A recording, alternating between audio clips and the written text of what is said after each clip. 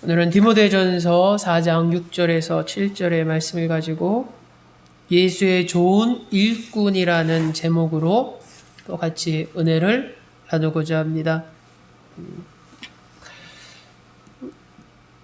오늘 본문은 우리가 잘 아는 바와 같이 사도 바울이 그가 아끼는 디모데에게 편지한 말씀이죠. 사도 바울이 디모데를 향한 마음이 있었습니다. 어떤 마음이냐면 그가 예수 그리스도의 좋은 일꾼으로 계속 나아가기를 원하는 마음이 있었죠. 좋은 일꾼. 이 좋은 일꾼이라는 것은 디아코노스라고 헬라어로 기록되어져 있습니다. 원문에 보면 디아코노스, 그러니까 일꾼을 가리키는 단어입니다. 근데 예수의 좋은 일꾼은 어느 곳에나 있어야 함을 우리는 또한 알고 있습니다. 공동체가 존재하면 귀한 일꾼이 있어야 되는 것이죠. 예수의 좋은 일꾼을 우리가 이야기하면서 일꾼이라는 것은 다른 말로 하면 결국 사역자입니다. 사역자. 왜냐하면 그 일은 하나님의 일을 하는 자이기 때문에 다른 말로 하면 사역자죠. 오늘날 우리가 봤을 때는 사역자 하면 좀 특별한 느낌으로 다가오죠. 일반 그리스도인을 말하는 것이 아니라 특별하게 부르심을 받은 소명에 있는 주의 종, 목사님이나 전도사나 이렇게 좀 사역자라고 얘기하는데 사실은 이 성경의 의미로 다가가면 예수의 일꾼은 모두 사역자입니다. 사역자, 일꾼은. 그리고 그 사역자는 또 다른 말로 우린 성경에서 주님의 제자라고 말을 하죠. 제자. 주의 일을 하고 감당해야 되는 제자. 또 우리가 요즘 성경 공부에서 계속 주제로 다루고 있는 청지기의 모습이기도 합니다. 주인의 일을 감당해가는 청지기. 이게 다 같은 맥락에 있는 것이죠. 근데 오늘 주님의 일꾼을 이야기하면서 가장 중요한 기준이 있습니다. 바로 신앙의 공동체, 교회 공동체 안에서의 일꾼을 세우는 모습을 우리는 봐야 됩니다. 그러니까는 우리가 주의 일을 하는 일꾼인데 그 주의 일은 어떤 개인적으로 혼자 하는 일이 아닙니다, 여러분. 오늘 성경에 사도 바울이 디모데에게 말하고자 하는 너는 좋은 일꾼이라는 것은 공동체 안에서의 일꾼을 말하죠. 공동체 안에서의 일꾼. 그래서 교회 공동체 안에서 주어진 어떤 일을 감당해가는 귀한 자의 모습을 오늘 성경은 이야기합니다. 그러기에 오늘 좋은 일꾼의 모습은 이 땅에 존재하는 모든 공동체 안에서 나타나야 되는 모습입니다. 그래서 앞서 제가 이 일꾼이 이 헬라어로 디아코노스라고 기록되어져 있는데 사실 이 디아코노스가 어디에 또 사용되었냐면 이 디모데전서 앞쪽에 보면은 이제 직분자에 대한 말씀이 기록되어져 있습니다. 그러니까 집사의 직분에 대해서 쫙 이야기하고 장로가 어떻게 해야 되고 막 이런 얘기가 있는데 바로 그 집사라는 단어로 사용된 게 바로 디아코노스입니다. 디아코노스. 결론 내리자면 오늘날 이제 교회가 있을 때 교회 일꾼들 우리가 보통 이야기하죠. 교회에 좀 열심히 섬기는 이들. 보통 우리가 집사의 직분부터 시작을 합니다. 그리고 그 집사의 직분을 오래 감당하는 가운데 좀 연륜이 있고 리더의 모습이 떴을 때 우리는 또 어떤 권사의 직분을 부여하죠. 근데 기본적인 것은 이 집사의 개념입니다. 집사, 일꾼이라는 것이죠. 근데 우리는 어느 공동체나 귀한 일꾼이 세워져야 하고 그 일꾼은 오늘 성경의 말씀처럼 좋은 일꾼이어야 합니다. 좋은 일꾼. 그러니까 왜 사도 바울이 좋은 일꾼이라는 표현을 썼을까? 공동체 안에는 분명히 일할 사람이 필요합니다. 하나님의 사역을 감당해야 되고 하나님의 일에 동참해야 되는 일할 사람이 누구나 있어야 되죠. 예외 없고 누구나가 일꾼이 되어야 됩니다. 그러나 모두 다 좋은 일꾼이 아니라는 거죠. 아니, 거꾸로 얘기하면, 아니, 이렇게 다르게 얘기하면 이렇죠. 오늘날 많은 교회마다 집사님들이 많습니다. 교회마다. 집사님이 없는 교회가 어디 있겠습니까? 제일 많은 숫자가 보통 교회에서 세워진 일꾼 하면 집사님들이 가장 비중이 많죠. 근데 모두 다 좋은 집사님인가? 교회마다 장로님들이 있습니다. 장로님들이. 큰 교회일수록 장로의 수가 더 많죠. 똑같은 질문입니다. 모두 다가 좋은 장로님인가? 목사도 마찬가지입니다. 예외가 아닙니다. 교회마다 목사가 없는 교회가 어디 있겠습니까? 교회를 이끌어가는 가장 수장의 역할인데, 그러면 모든 교회의 목사가 좋은 목사인가? 그러면 우리가 확실히 알 수 있는 것은 그렇지 않을 수도 있다는 거죠. 모두가 다 좋은 집사고 모두가 다 좋은 장로고 모두가 다 좋은 목사들이야 라고 우리는 자신 있게 말 못합니다. 그렇게 말 못한 이유는 분명히 어느 부분에는 좋지 않은 집사가 있고 좋지 않은 장로가 있고 좋지 않은 목사가 존재하기 때문이죠. 그러게 사도 바울은 우리에게 말합니다. 누구나 교회에서는 일꾼이 되어야 하는데 그 일꾼의 모습은 좋은 일꾼이어야 된다는 거죠. 좋은 일꾼. 그래서 우리가 오늘 성경에서 일꾼이 된다라는 것은 어떤 개인의 신앙의 문제가 아닙니다. 공동체 안에서의 세움받는 일꾼이어야 되는 거죠. 그래서 우리가 공동체 가운데 신앙의 생활은 상당히 중요합니다. 그래서 제가 늘 강조하는 거지만 우리가 이 땅에서 신앙의 삶을 갈 때 두 가지의 중요한 것을 책임감을 갖고 살아가야 돼. 하나는 개인으로서의 신앙의 삶입니다. 개인으로서. 그러니까 하나님 앞에서 1대1의 내 개인의 신앙의 모습. 내가 하나님 앞에 더 가깝게 교제하고 하나님과 하는. 또 하나의 모습이 공동체 안에서의 신앙의 삶을 또 우리는 책임감 있게 또 감당해야 됩니다. 근데 이게 균형 있게 돼야 되는데 때로는 이것이 균형을 이루지 못할 때가 있죠. 왜냐하면 공동체 안에서 상처받고 공동체 안에서 시험 들어서 실족해서 공동체를 떠나보낸 이들이 있습니다.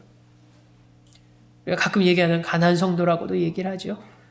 근데 그분들 가운데는 몇몇은 개인적으로는 되게 열심히 신앙생활을 하려고 노력합니다. 교회만 안 나왔을 뿐이지 저는요 목사님 매일매일 기도 생활하고 매일매일 말씀 생활하고 매일매일 주님과 교제하고 교회만 안 나갑니다. 라고 할 때 그럼 하나님 보시기에 성경적으로 건강한 크리스찬의 모습인가? 성경은 그렇지 않다라고 얘기하는 거죠. 분명한 것은 개인의 신앙의 삶과 공동체 가운데 신앙의 삶이 조화를 이룰 때 우리는 건강한 크리스찬이라고 말하는 것입니다.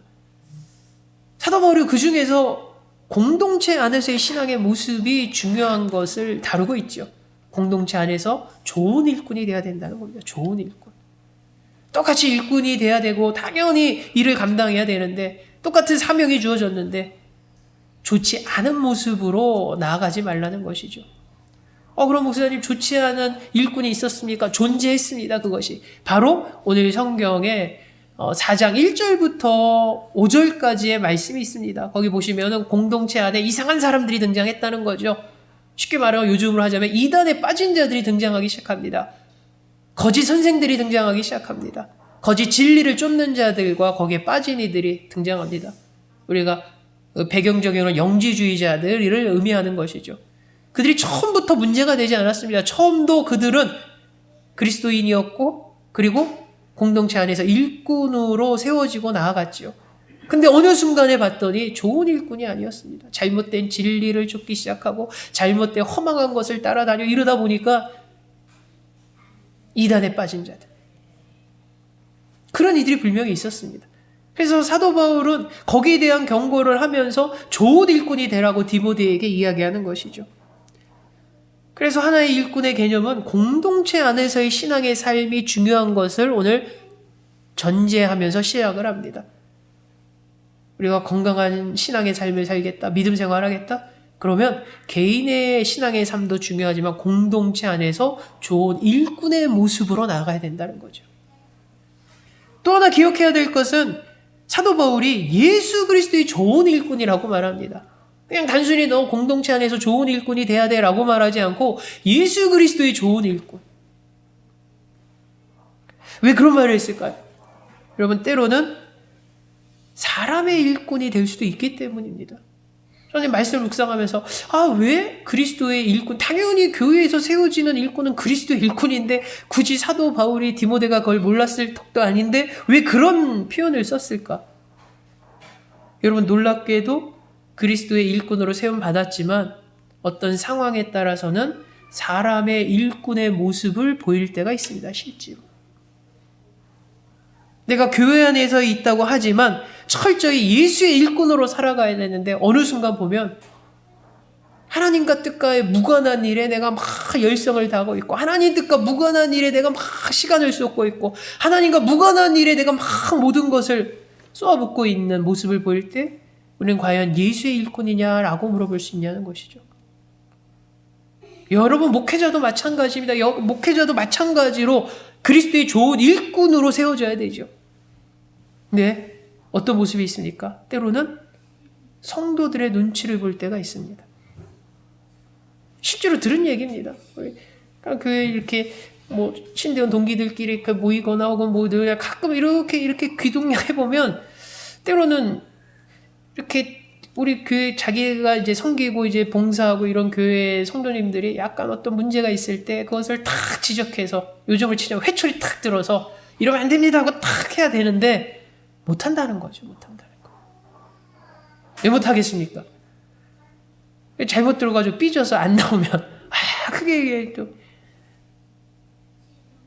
드러내코는 아닌데 우연치 않게 본문의 말씀이 몇몇 성도들한테 딱 적용돼가지고 그 성도들의 마음을 막 찔른 내용이 돼버렸다면 그네들이 어떤 변화가 생기면 그런 좋은 쪽으로 가야 되는데 오늘 설교 시간에 목사님이 내 얘기하는 것 같아. 기분 나빴어. 이러면서 시험 들었다는 거죠. 시험 들었다. 교회 안 나오고 다른 교회 나갈 거.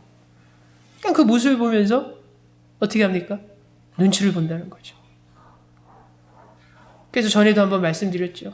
어떤 목사님들이 설교를 봤더니 쭉 그 맥락을 내려봤더니 늘 좋은 설교만 한다는 거죠. 성향이 그렇게 가버린다는 겁니다.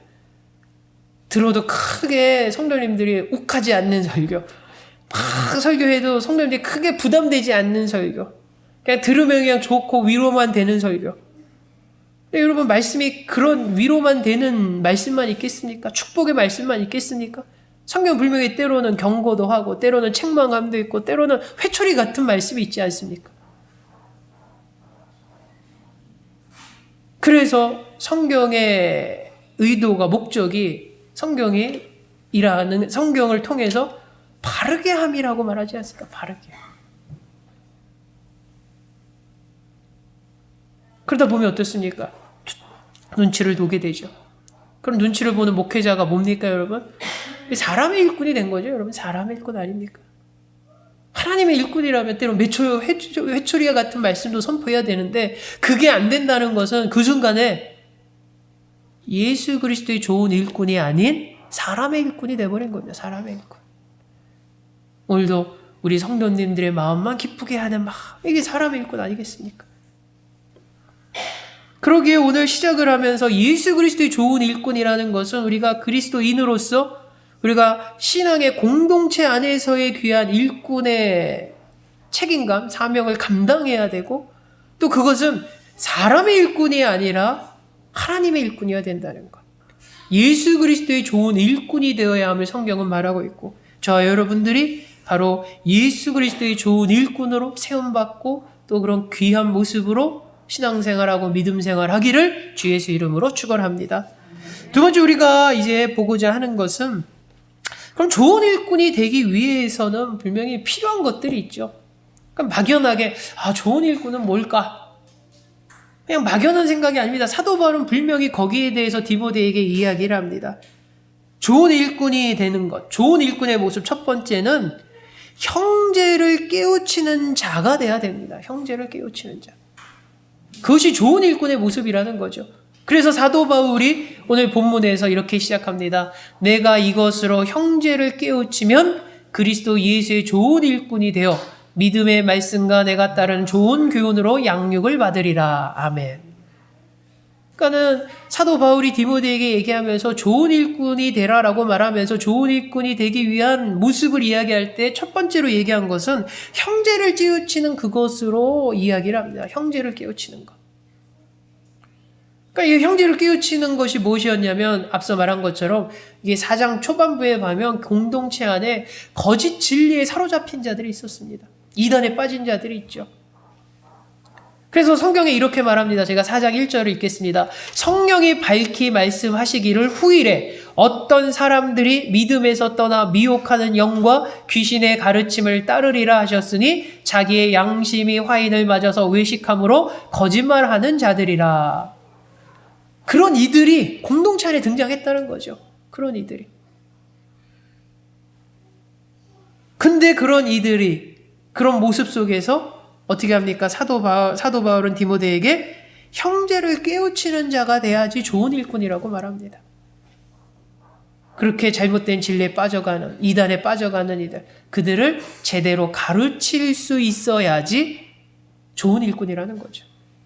그럼 여러분, 여기에는 큰 의미를 담고 있습니다. 내가 적어도 잘못된 길로 빠지고 잘못된 진리로 이렇게 흘러가고 있고 자기의 양심에 화인 맞아서 외식함으로 거짓말하게 되는 그런 이들을 깨우치게 할 수 있다라는 것은 내 자신이 바른 진리 위에 서 있지 않으면 불가능합니다, 여러분. 그러니까 더 쉽게 얘기하자면 뭐냐면 내가 누군가를 가르치는 사람이 돼야라고 말한다는 것은 내가 누군가를 가르칠 만한 능력과 소질과 어떤 준비됨이 있을 때 그것이 가능한 것이죠. 예둥이들이 있는데 이제 좀 크고 날씨가 풀리면 저는 개인적으로 수영을 가르쳐 싶은데 내가 쟤들한테 수영을 가르쳐 주려고 하면 적어도 뭐가 기본이 돼 있어야 되면 제가 수영을 할 줄 알아야 된다는 거죠. 수영할 줄 모르면서 쟤네들 데리고 시켜야 되는데 가르쳐야 되는데 그게 되겠습니까? 근데 오늘 사도 바울이 디모데에게 뭐라고 말합니까? 형제를 깨우치는 자가 되라고 얘기하죠. 거꾸로 얘기하자면 너는 진리의 바른 말씀 위에서 살아야 된다는 거죠. 너는 미혹 때문에 빠지지 말아야 되고 실족하지 말아야 되고 바른 진리를 가지고 흔들리지 말아야 되는 그 모습, 그 단계에 있어야 된다라고 말하는 것입니다. 그 단계에 있을 때 내 주변을 돌아볼 때 믿음에 흔들리고 그리고 실족하려고 할 때 어려움을 당할 때 그들을 도울 수 있다는 거죠. 깨우치게 할 수 있다는 거죠. 그들의 잘못을 바로잡아 줄 수 있다는 겁니다. 그게 안 되면 못하는 거죠. 그러니까 주변에서도 쉽게 경험하는 거, 그게 무슨 일이든 간에 내가 누군가에게 야 그거 잘못됐어, 그 뭔가를 이야기하고 지적해 주려면 내가 그것을 알고 있고 제대로 알아야만이 내가 저 사람이 잘못했는지 아는 거고 실수했는지 아는 거고 순서가 바뀌었는지 아는 거 다 아는 거 아닙니까? 성경은 우리에게 먼저 그런 자가 되라고 말합니다. 바른 진리를 알고 바른 진리 위에 서 있어라는 얘기죠. 그렇지 못할 때는 어떻게 합니까? 휩쓸려 갑니다. 왜 가끔 사람들이 이단하고 절대 교제하고 말도 섞지 말라는 이유가 뭐냐면 내가 제대로 진리의 어떤 확고한 교리와 이런 것이 준비 안 되니까 그 사람들과 어설프게 얘기하다가 어떻게 되면 훅 나도 빠져버립니다, 여러분. 저는 실제로 그런 사람을 본 적이 있습니다. 아는 분이 막 옛날에 청년부 누가 자기네 청년부에 누가 이단에 좀 이렇게 빠졌다고 해서 자기가 좀 대화해서 해보겠다고 했더니 어느 순간 그 사람도 안 나타났다는 거죠. 같이 이단에 빠져버릴 때. 왜냐하면 자기가 그럴 준비가 안 돼 있었습니다. 어떤 진리의 확고함이 없고 이러다 보니까 어설프다 보니까 자기도 어설픈 상태에 가니까 어떻습니까? 그냥 휙 넘어져 버리는 거죠. 성경은 우리에게 첫 번째로 좋은 일꾼이 되는 것은 내가 먼저 주님 앞에서 바른 진리, 그 진리에 바로 쓰고 그리고 그 굳건한 가운데 내 주변의 힘든 일들, 신앙의 문제를 돌볼 수 있을 때 그것이 좋은 일꾼이라는 것이죠. 앞에 보면 그거는 목회자의 몫이 아닙니까? 아닙니다. 오늘 성경은 그리스도인이라면 누구나 예수 그리스도의 일꾼, 좋은 일꾼이 되어서 말씀 위에서 계속 자기 자신이 성장하고 그리고 어떻게 됩니까? 돌볼 수 있어야 함을 바라고 이 좋은 일꾼의 모습이 저와 여러분의 모습이 되기를 주 예수 이름으로 축원합니다. 두 번째는 양육받는 자가 좋은 일꾼의 모습입니다, 여러분. 성경은 사도 바울이 뭐라고 말하냐면 이 디모데에게 그렇게 깨우치는 형제들의 문제가 있을 때 네가 신앙에 바로 서가지고 그 정도 레벨이 돼서 잘못되고 있는 성도들을 좀 도와줘, 형제들을 붙잡아줘, 좀 가르쳐줘, 깨우치게 해 라고 말했습니다. 그럼 우리가 생각할 때는 어떤 생각이 듭니까? 디모데는 그 정도 레벨이 올라갔구나. 디모데는 이제 그 정도 수준이니까 완성형, 요즘 그런 표현 쓰죠. 완성형 인간. 근데 오늘 성경에 봤더니 그러지 않다라는 거죠. 오늘 성경에 뭐라고 말합니까? 6장 후반부에 보면 믿음의 말씀과 내가 따르는 좋은 교훈으로 양육을 받으리라 라고 말합니다. 사도 바울이 디모데에게 계속 양육 받으라고 말하는 거죠. 그러니까 쉽게 말해서 지금 디모데가 완성형 일꾼이 아니라는 것을 말합니다. 여러분 어떻게 보면은 교회 모든 직분자들은 완성형 일꾼이 아닙니다. 여러분 미완성형 일꾼이죠. 그래서 그것이 완성형으로 만들어져 가는 것입니다. 모든 교회를 불문하고 직분자를 세울 때 모든 목사님들이 이제 그런 얘기를 합니다. 다 직분 세울 때 이번에 좀 집사직 좀 맡아주고 권사로 뭐 장로하면은 이렇게 선뜻 나서서 목사님 왜 이렇게 늦게 얘기하셨습니까? 그동안 너무 기다렸습니다. 이런 분 별로 없다고 합니다. 대부분은 제가 아직 부족해서 제가 아직 미치지 못해서 막 이렇게 하죠. 쉽게 말해서 아직 준비 안 됐다는 거죠. 아직 제가 그릇이 안 돼서. 근데 성경이 뭐라고 말하냐면 완성형 일꾼이 없습니다. 여러분 다 미완성형에서 시작을 하는 거죠.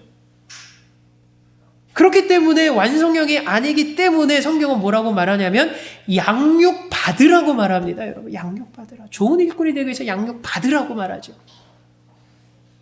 여러분 특징이 뭡니까? 양육 받는 것, 길러지는 것을 의미합니다. 수동태로 쓰였습니다. 여러분 수동태. 그러니까는 예수의 선한 일꾼은 스스로의 힘으로 내가 선한 일꾼이 되고 완성형이 되는 게 아니라 하나님의 주도적인 역사심과 인도하심과 하나님의 일하심을 통해서 내가 만들어지는 것이라는 것이죠. 양육된다는 거죠. 성경에 보면 길러진다는 의미로 쓰였습니다. 혼자 할 수 없는 일이죠. 어느 정도 단계가면 되지 않겠습니까? 예진이가 이제 올해로 초등학교 갔지만 아직도 어떻게 됩니까? 부모님 손에서 계속 커야 될 거죠. 그러나 어느 순간 되면 어떻습니까? 이제 자기도 할 수 있겠죠. 근데 그 전까지는 철저히 어떻습니까? 부모 밑에서 길러줘야 되는 거죠. 근데 오늘 성경에 봤더니 좋은 일꾼은 양육받는 자입니다, 여러분. 완성형이 아닙니다. 계속 그렇게 되어가는 것이죠. 스스로 힘으로 되는 것이 아니라 성경 말씀대로 하나님의 인도하심대로, 하나님의 이끄심대로, 하나님의 주도적인 일하심대로 양육되어져 가는 것. 그것이 좋은 일꾼의 모습이라는 것입니다. 여러분, 성경은 분명히 말하죠. 그러면 양육되어지는데 양육받는 수단을 분명히 이야기합니다. 두 가지로 양육되어야 된다고 말하죠. 하나는 믿음의 말씀입니다. 믿음의 말씀.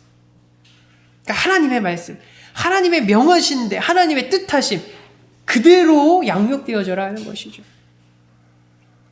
하나님의 믿음의 말씀대로 양육된다라는 것은 여러분 절대성을 이야기합니다. 우리는 때로는 자꾸 하나님의 말씀을 상대적으로 만들려고 하죠. 그것이 무슨 말이냐면 하나님께서 이래라 라고 했으면 그건 절대적인 것입니다. 근데 우리가 자꾸 어떠냐면 우리의 환경과 형편과 어떤 모습을 이렇게 얘기하면서 할 수도 있지 않나요? 라고 해서 자꾸 상대적인 것으로 만듭니다. 내 입장에서는, 저 사람 입장에서는 하라가 맞겠지만 하나님 제 입장에서는 할 수도 있고 안 할 수도 있고 하는 상황 아닙니까? 자꾸 상대적인 것으로 만들려고 하죠. 그러다 보니까 어떻습니까? 자꾸 신앙과 믿음 생활하는데 변명을 많이 하게 됩니다. 여러분. 변명을. 핑계를 많이 대게 됩니다. 자꾸 상대적인 것으로 하나님의 말씀을 해석하고 하나님의 말씀을 받아들이려고 하면 가장 많이 나타나는 성도의 잘못된 점이 핑계를 대려고 합니다. 변명을 하려고 합니다. 하나님 내가 저 정도 자리였으면 하나님 말씀대로 100% 근데 저는 저러지 못하기 때문에 상대적으로 저는 이렇기 때문에 저의 모습은 환경은 상대적으로 이렇기 때문에 저는 하나님 말씀 거기 100%가 아니라 내 상황에 맞춰서 상대적으로 한다는 거죠. 근데 오늘 사도 바울이 디모데에게 얘기한 믿음의 말씀에 따라라는 것은 절대성을 이야기합니다. 네가 환경이 이랬을 때는 100% 따르는데 환경이 변했을 때는 80%만 따르 이거 아니라는 거죠. 네 환경과 상황과 형편에 상관없이 하나님의 말씀의 절대성을 의미합니다. 그것이 바로 믿음의 말씀입니다. 믿음의 말씀. 믿음으로 100% 그냥 절대적으로 순종하는 거죠. 그렇게 양육되어줘야 됩니다. 그렇게 길러줘야 됩니다. 믿음의 말씀이라는 것은 말 그대로 우리의 상황과 형편 보지 않고 100% 하나님을 신뢰하고 절대적으로 순종하는 것. 그렇게 우리가 양육되는 것. 그것이 바로 좋은 일꾼이 되는 모습이라는 것이죠.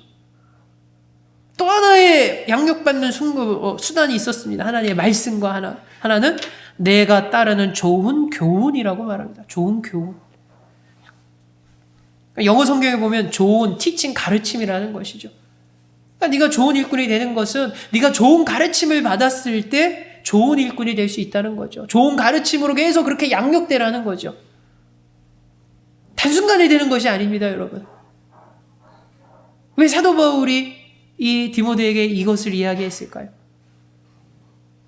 디모데에게는 그가 좋은 일꾼이 될 수 있는, 좋은 신앙인이 될 수 있는 본보기가 되는 좋은 신앙의 모범을 보고 자라는 모습이 그에게 있었습니다, 여러분.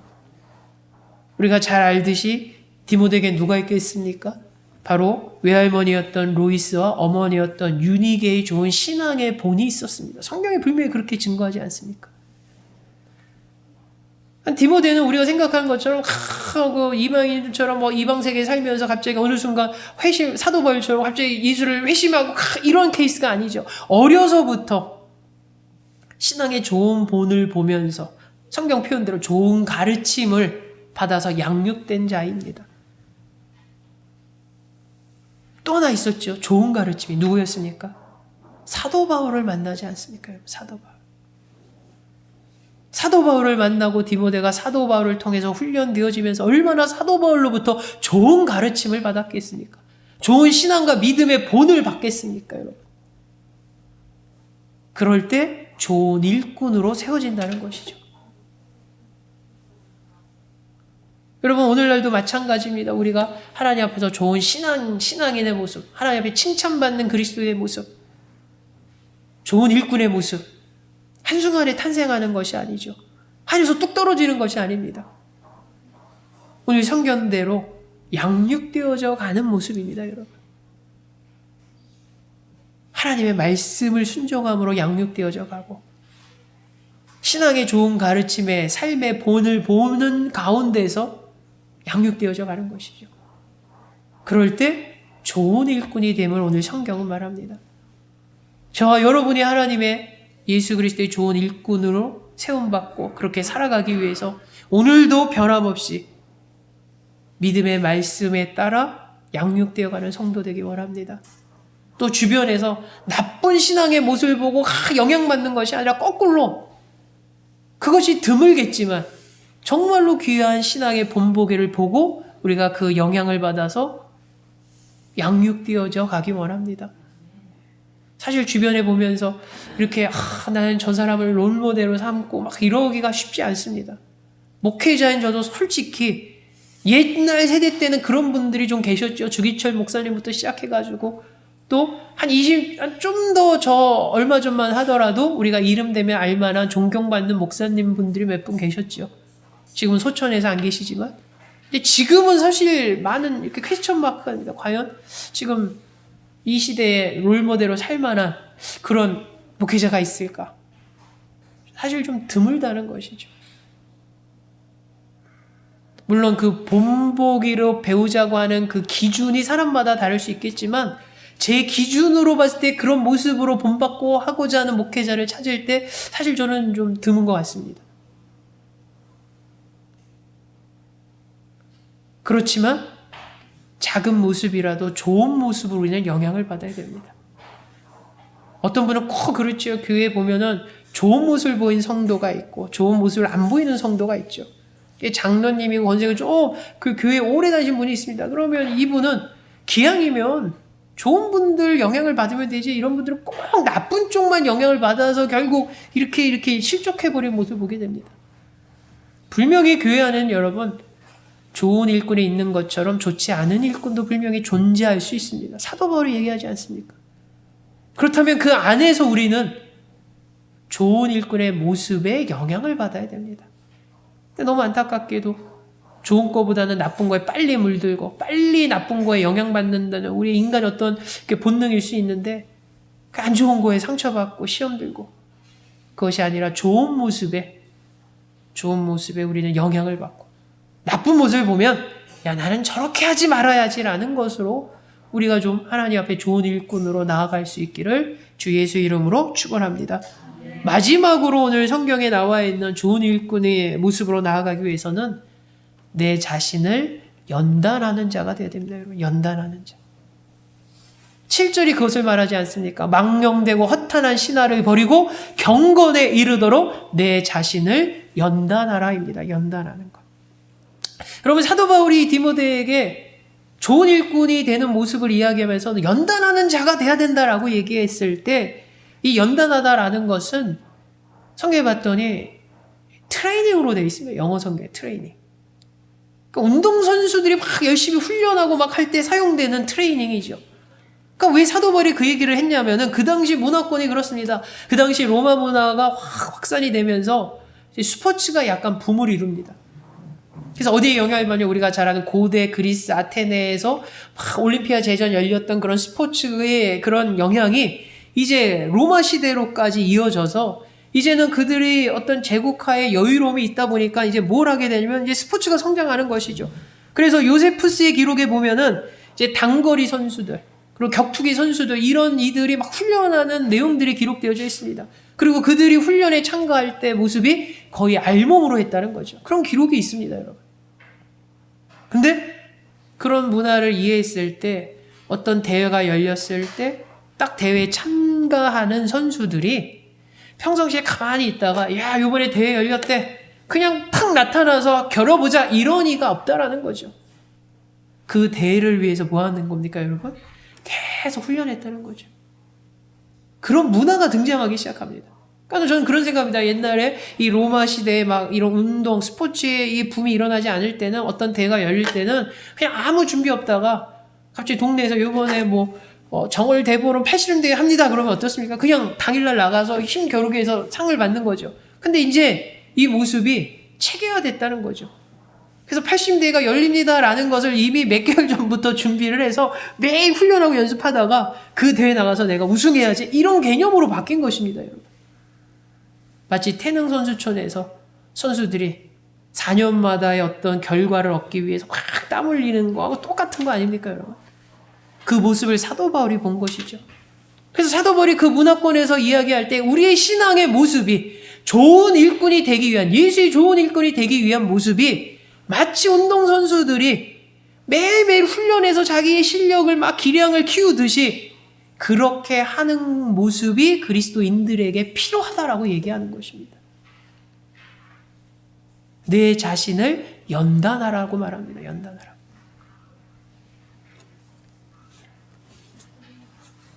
그래서 이 연단하다라고 쓰여진 이 헬라어가 여러분 김나제라는 말입니다. 김나제. 김나제라는 단어인데 이 김이라는 뜻이 나중에는 영어 단어 짐의 원어가 됩니다. 왜 짐이 운동, 체육관을 의미하는 거 영어 단어가 여기서 나온 것이죠. 계속 트레이닝하는 거. 마치 운동선수가 하듯이. 신앙인의 모습이 좋은 일꾼이 되기 위해서 우리의 신앙의 모습이 그렇게 훈련되어져야 하는 것이죠. 훈련해야 되는 것이죠. 근데 여러분 좀 다른 것이 있습니다. 앞에 양육 받는 자는 수동형입니다. 근데 내 자신을 연단하는 것은 수동형이 아니고 능동형입니다. 뭘 의미합니까, 여러분? 내 의지로, 내 선택으로, 내 수고로, 내 땀으로 이뤄가야 된다는 것이죠. 그래서 어려울 수 있을 것 같습니다, 여러분. 수동형이면 어떻습니까? 그냥 싫어도 끌려가고 좋아도 끌려가고 끌려가면 되지 않습니까? 근데 능동형이란 건 뭐냐면 나에게 선택권이 주었다는 거죠. 너 할 거야 안 할 거야? 나한테 선택하게 주는 거죠. 내 의지로 하는 것이죠. 내 수고와 노력이 수반되는 것입니다. 그러기에 어려운 것입니다. 어려운.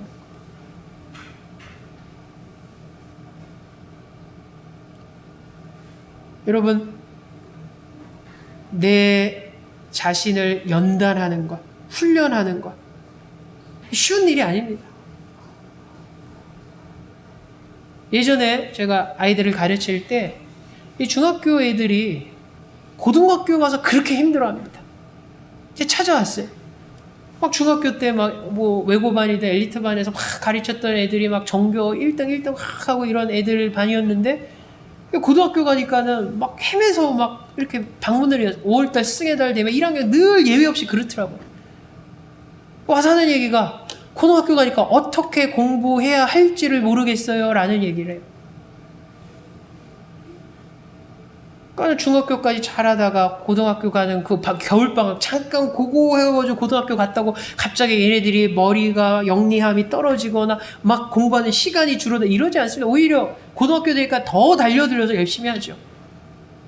근데 막상 했는데 그러니까 중학교 때처럼 이런 뭔가가 안 나온다는 거죠. 결과가. 이유가 있었습니다. 중학교 때는 선생님들이 학원 선생님들의 끌고 오는 대로만 끌고 갔습니다. 그러니까 그대로 선생님들이 스케줄을 만들어주는 거죠. 쉽게 말해서 전교 1등을 만들어줍니다. 냉정한 세상 얘기로 이 아이 맡겨주시면 저희 학원에서 전교 1등 만들어 드리겠습니다. 그래서 오면 각 과목 선생님마다 스케줄 짜가지고 끌고 가죠. 그러니까 얘는 따라오기만 하면 됩니다. 그러니까 전교 1등도 되고 점수가 잘 나오죠. 근데 고등학교 딱 가니까 어떻습니까? 그것이 안 되죠. 스스로 해야 됩니다. 여러분 스스로. 중학교까지는 부모가 잡아서 애 공부시킬 수 있습니다. 선생님들이 잡아서 전교 1등 만들 수 있습니다. 여러분.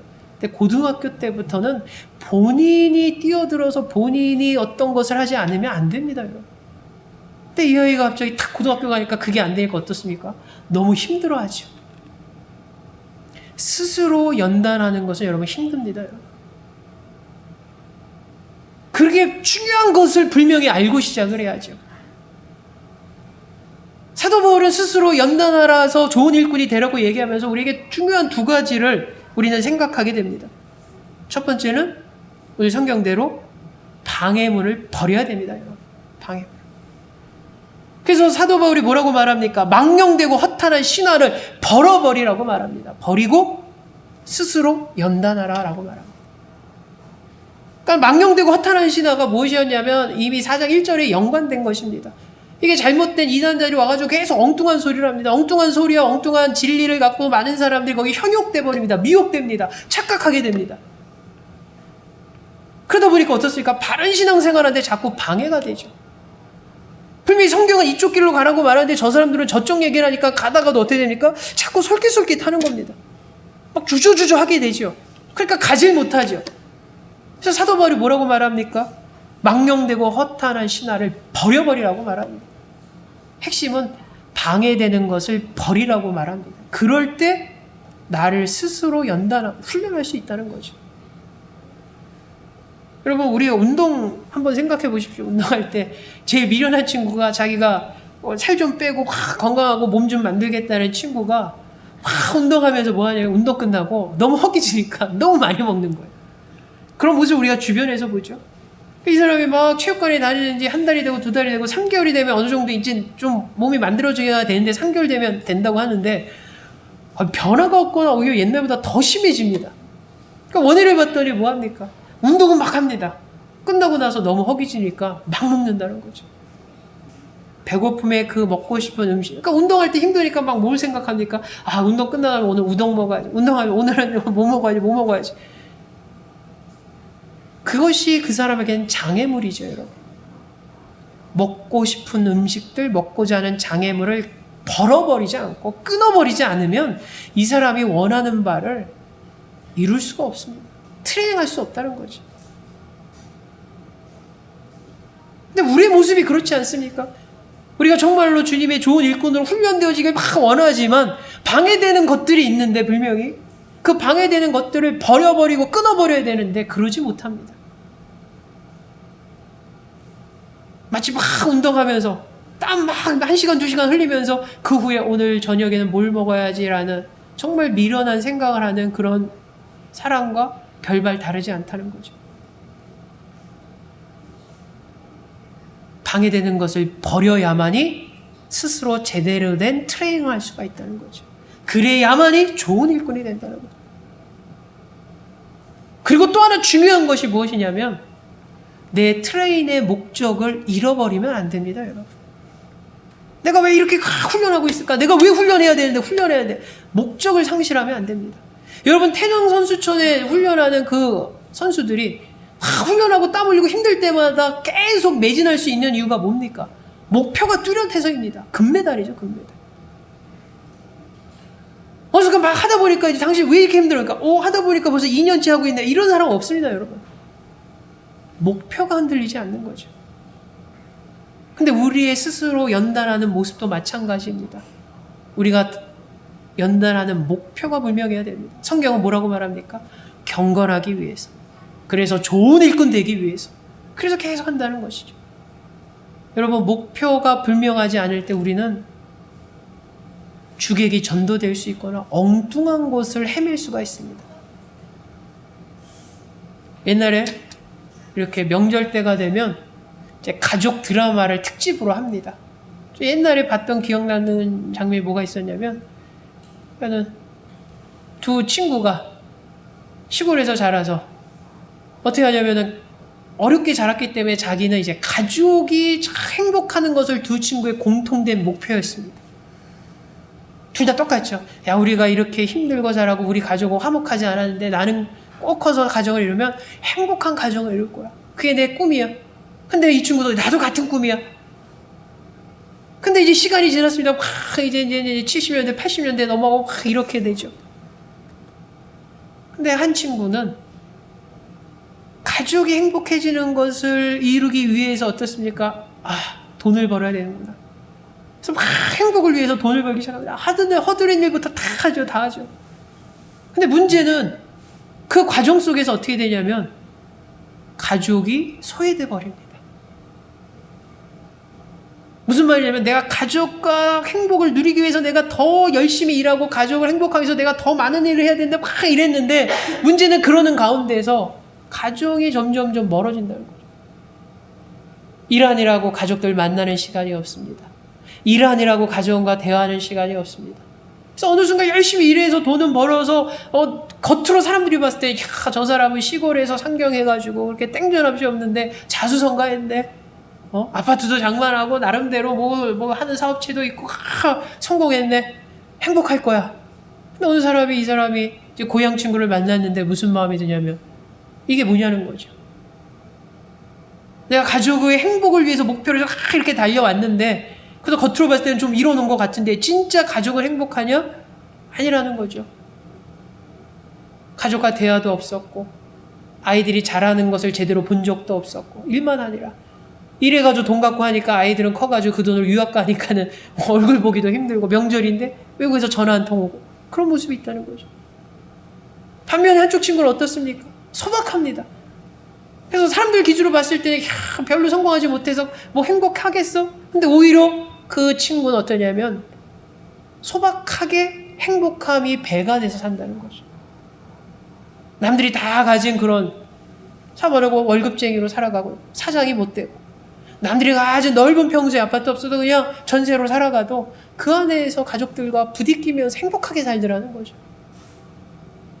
제가 옛날에 봤던 드라마를 길게 말씀드린 이유가 뭡니까, 여러분? 목표를 상실하면 어느 순간에 엉뚱한 곳에 있는 내 자신을 보게 됩니다. 엉뚱한 곳에.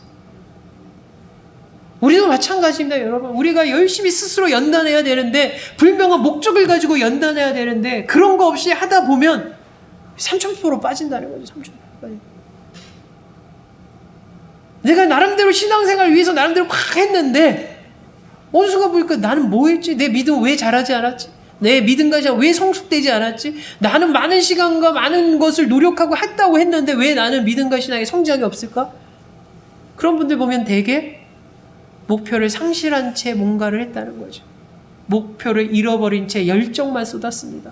목표를 잃어버린 채 방향을 잃어버린 채 막 엉뚱한 곳에 에너지를 낭비했다는 거죠. 사랑하는 우리 성도님들은 우리가 좋은 일꾼이 되어야 됩니다. 좋은 일꾼. 좋은 일꾼이 되기 위해서는 내가 가르칠 수 있는 수준이 돼야 되죠. 가르치는 자가 돼야 됩니다. 가르칠 수 있는 자. 그 정도의 신앙과 믿음의 견고함이 나에게 있어야죠. 그래야지 좋은 일꾼 됩니다. 좋은 일꾼이 되기 위해서는 계속 우리는 어떻게 됩니까? 양육되어야 됩니다. 목사라고 완성형이겠습니까? 끝까지 목사도 계속 훈련되어지고 양육되어져야 됩니다. 양육되어져야 됩니다. 양육되어야지 좋은 일꾼 되죠. 그리고 우리는 우리 스스로를 연단해야 됩니다. 연단. 운동선수가 그렇게 열심히 하듯이 우리의 신앙도 그렇게 해야죠. 치열하게 해야죠. 치열하게. 목표를 갖고 방향을 잃어버리지 않고 그랬을 때 우리는 하나님 앞에서 좋은 일꾼의 모습으로 세움받고 좋은 일꾼의 모습으로 주님 앞에 헌신하는 저와 여러분을 발견할 수 있음을 오늘 성경은 이야기하면서 여러분, 저와 여러분이 이 공동체 안에서 그리스도인을 고백한다는 것은 저와 여러분이 일꾼이 됐다는 것을 의미합니다. 이미 일꾼입니다. 근데 좋은 일꾼으로 주님 앞에 봉사하고 마지막 때 좋은 일꾼이었다 칭찬받는 그런 귀한 모습이 저와 여러분의 모습 되고 우리 공동체의 모습이 되기를 주 예수 이름으로 축원합니다. 사랑해 주님, 오늘도 많은 이들이 주님의 일꾼으로 고백하지만 과연 그들 가운데 좋은 일꾼은 과연 얼마나 될까요? 정작 이 자리에 있는 우리는 하나님 앞에 좋은 일꾼의 모습입니까? 주님, 이 땅에서 신앙의 삶을 살아가면서 우리는 일꾼의 모습으로 하나님 앞에 헌신되어야 할 터인데 정말로 예수의 좋은 일꾼의 모습으로 살아가게 하여 주시옵소서. 좋은 일꾼으로 세움받게 하여 주시옵소서. 그래서 마지막 때 주님 앞에 섰을 때 정말로 칭찬받는 그런 일꾼 되게 하여 주시옵소서. 예수님의 이름으로 기도하옵나이다. 아멘.